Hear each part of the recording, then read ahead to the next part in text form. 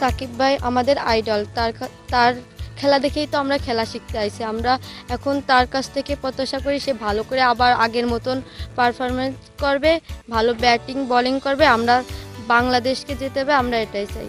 সাকিব ভাই যে অফ ফর্মে আছে এটা সে কাটিয়ে উঠবে, এটা মাগুরাবাসীর প্রত্যাশা এবং আমারও প্রত্যাশা। আর সে অফ ফর্ম থেকে সে ওয়ার্ল্ড কাপে ভালো রেজাল্ট করবে এবং বাংলাদেশকে সে ভালো সম্মানে নিয়ে যাবে, এটা মাগুরাবাসীরও প্রত্যাশা, আমাদেরও সবারই প্রত্যাশা।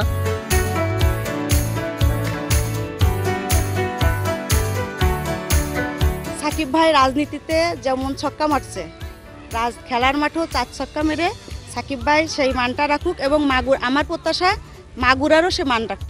তো সাকিবই এই ওয়ার্ল্ডের 2জন ক্রিকেটারের মধ্যে একজন যে 9টা টি-20 ওয়ার্ল্ড কাপে 9টাতেই পার্টিসিপেট করেছে। তো আমরা মাগুরাবাসী হিসাবে সবসময় আমরা যেটা চিন্তা করি যে সে 19-এর বিশ্বকাপের মতোই হয়তো পারফরমেন্স করবে সাকিব যেহেতু অলরাউন্ডার, তার ব্যাটিং বোলিং বা অন্যান্য নেতৃত্ব গুণ, এমনকি সে যে একজন সিনিয়র ক্রিকেটার, তার যে ড্রেসিং রুমের উপস্থিতি এটাও আসলে অনেক বড় ভূমিকা রাখে একটা দলের জয়ের পিছনে। তো আমরা বিশ্বাস করি বাংলাদেশ টিম এবার ওয়ার্ল্ড কাপে সেমিফাইনাল খেলবে, এই প্রত্যাশা মাগুরাবাসীর থাকবে।